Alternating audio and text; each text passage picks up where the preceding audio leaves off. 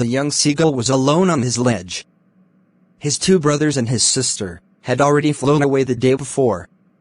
He had been afraid to fly with them.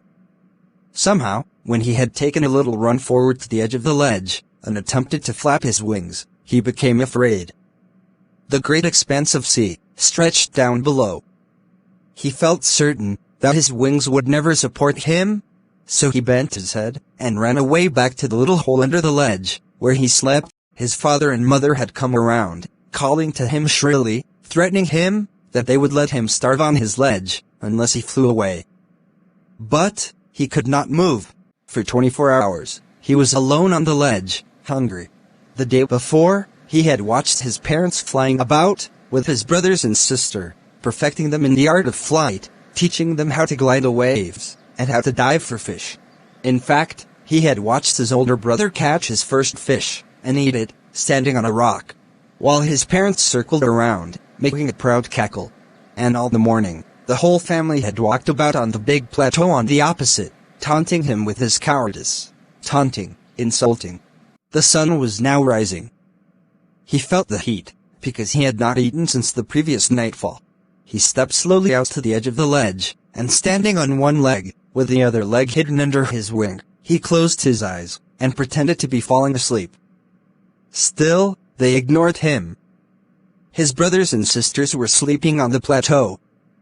His father was preening, that is, maintaining his feathers. Only his mother was looking at him. She was standing on a little high hump on the plateau. Now and again, she tore at a piece of fish. The sight of the food maddened him. "Gah, gah, gah," he cried, begging her to bring him some food. "Gah-ko-la," she screamed back. But he kept calling, and after a minute or so, he uttered a joyful scream. His mother had picked up a piece of the fish, and was flying across to him with it. He leaned out eagerly, trying to get nearer to her.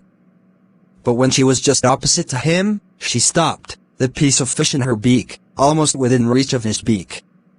He waited a moment, wondering why she did not come nearer, and then, maddened by hunger, he dived at the fish. With a loud scream, he fell downwards. Then, a monstrous terror seized him, and his heart stood still. He could hear nothing.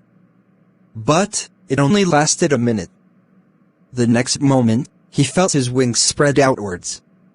He was no longer afraid. He just felt a bit dizzy. Then he flapped his wings once, and he flew upwards. "Gah, gah, gah, gah, gah, gah, gah-ko-la." His mother dived past him, her wings making a loud noise. He answered her with another scream. Then, his father flew over him, screaming. He saw his two brothers and his sister, flying around him. Then he completely forgot that he had once been unable to fly. He was near the sea now, flying straight over it. He saw a vast green sea beneath him. His parents, his brothers, and sister had landed on this green flooring ahead of him. They were calling him. He dropped his legs to stand on the green sea. His legs sank into it.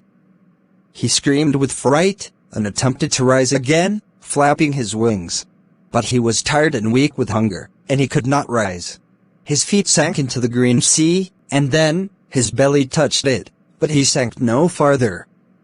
He was floating on it, and around him, his family was screaming, praising him, and their beaks were offering him scraps of dogfish. He made his first flight. Please like and share this video. And subscribe my channel.